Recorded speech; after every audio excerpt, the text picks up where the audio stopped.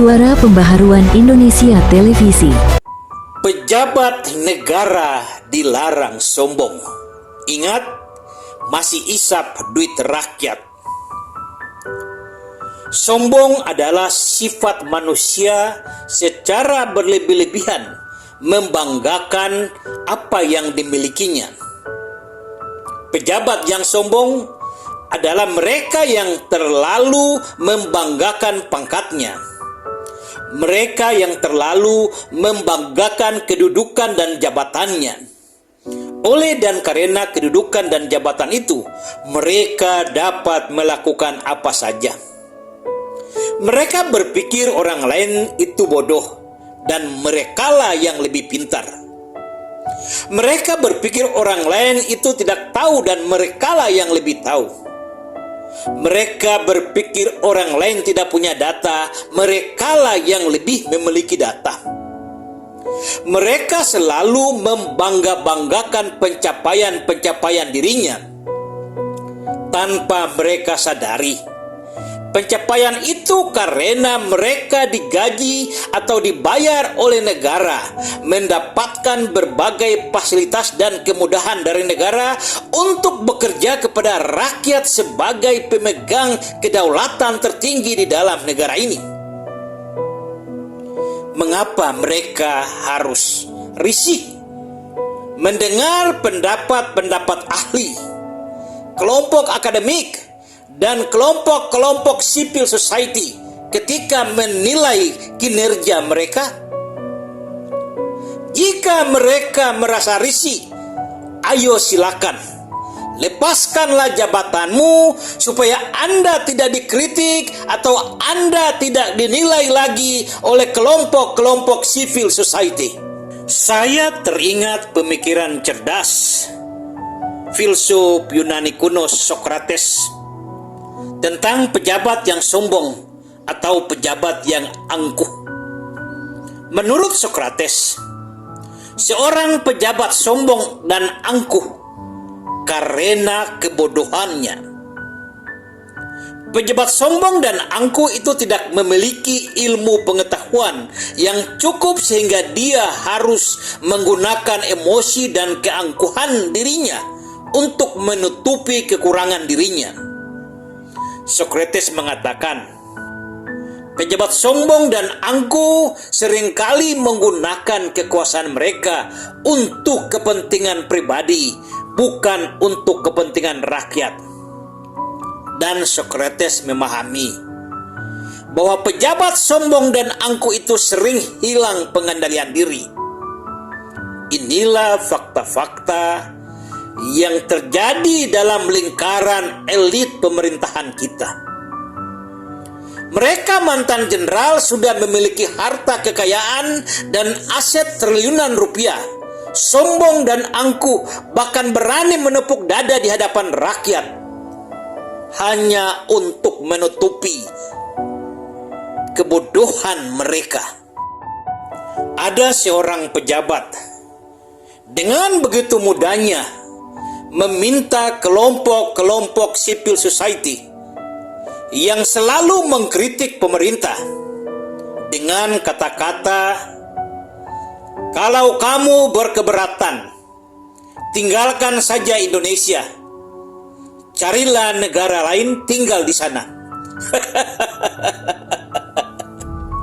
Ini konyol dan sangat konyol. Bapak pejabat yang mengkritik Anda, kami rakyat Indonesia. Rakyat yang menjadi tuanmu sebagai pemegang kedaulatan tertinggi dalam negara demokrasi. Jika Anda tidak ingin dikritik, caranya sangat mudah. Tinggalkan jabatanmu dan kedudukanmu, jadilah rakyat biasa. Kami jamin Anda tidak akan dikritik lagi. Jangan pernah Tuan bertanya, apa yang sudah kamu berikan untuk negara ini? Karena yang sepatutnya kami bertanya kepada Tuan, segala kemewahan hidup yang Tuan dapatkan dari mana asalnya?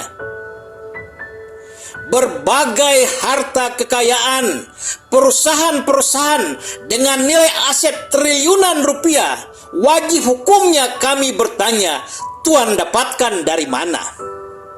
Jawablah Tuan, jawablah. Kalau Tuan tidak menjawab, kami yakin jika waktunya tiba, maka pasti rakyat akan menghukum Anda. Saya teringat sosok seorang menteri paling jujur pada masa pemerintahan Presiden Soekarno. Menteri itu bernama Dr. Leimena. Dr. Leimena bukan sekedar menteri biasa. Dia menjabat selama 21 tahun di dalam 18 kabinet berbeda. Dr. Leimena menolak berbagai fasilitas negara, bahkan karena kejujurannya itu ketika akan mengikuti rapat. Dr. Leimena tidak segan-segan meminjamkan jas temannya. Satu ketika seorang sahabat Dr. Leimena bertamu ke rumahnya. Saking tidak ada apa-apa di rumah Dr. Leimena, dia menghidangkan singkong rebus untuk tamunya itu. Karena kejujuran Dr. Leimena, Presiden Soekarno mengatakan, orang yang paling jujur yang pernah saya temui adalah Dr. Leimena. Setelah tahun 1965, Orde Baru mengambil kekuasaan. Dr. Leimena ditawarin jabatan oleh Presiden Soeharto, tetapi Dr. Leimena menolak. Karena menurut pendapatnya, politik bukan sekedar jabatan, tetapi politik itu tentang prinsip.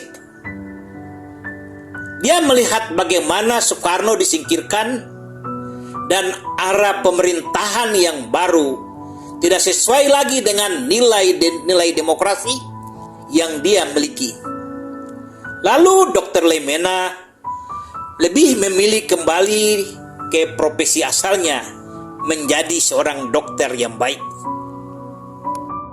Lalu saya bertanya, masih adakah pejabat negara dalam kabinet Presiden Jokowi maupun kabinet Presiden Prabowo yang hidup jujur dan sederhana seperti Dr. Leimena? Yang kita temukan sekarang, para pejabat di lingkungan kabinet Presiden Prabowo banyak diisi oleh manusia bermuka tembok, tidak tahu malu dan tidak punya harga diri. Dulu mereka menghina Presiden Prabowo, menjatuhkan harkat dan martabat Presiden Prabowo. Sekarang mereka duduk semeja tanpa rasa malu. Mereka menjual harga diri dan integritasnya hanya karena harta dan jabatan. Orang-orang seperti ini dapat menghalalkan segala cara untuk memenuhi nafsu kekuasaan mereka. Begitupun dulu, ada beberapa politikus yang sekarang sudah menjadi pejabat dalam kabinet Presiden Prabowo.